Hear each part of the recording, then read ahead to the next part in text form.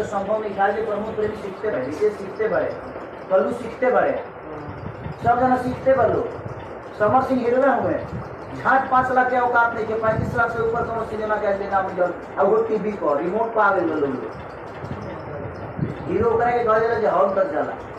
जेकरा खाली 50 रुपए के टिकट कटा के 2.5 घंटा के लाइन लगे तो खड़ा हो गया। तो संभव नहीं खाली प्रमोद प्रेमी सीखते बड़े, विशेष सीखते बड़े, कल्लू सीखते बड़े, सब जना सीखते बड़े। समर सिंह हीरो हुए झाट 5 लाख के औकात नहीं के 35 लाख से ऊपर कोनो सिनेमा के लेना मिलल अब वो टीवी को रिमोट पा गए लोग हीरो करे के गले जे हॉल तक जाला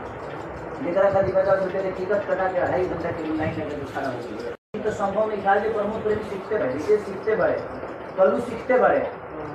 सब जना सीखते बड़े। समर सिंह हीरो हुए झाट 5 लाख के औकात नहीं के 35 लाख से ऊपर कोनो सिनेमा के लेना मिलल अब वो टीवी को रिमोट पा गए लोग हीरो करे के गले जे हॉल तक जाला जेकरा खाली 50 रुपए के टिकट कटा के 2.5 घंटा के लाइन लगे तो खड़ा हो गया। तो संभव नहीं खाली प्रमोद प्रेमी सीखते बड़े, विशेष सीखते बड़े, कल्लू सीखते बड़े, सब जना सीखते बड़े। समर सिंह हीरो हुए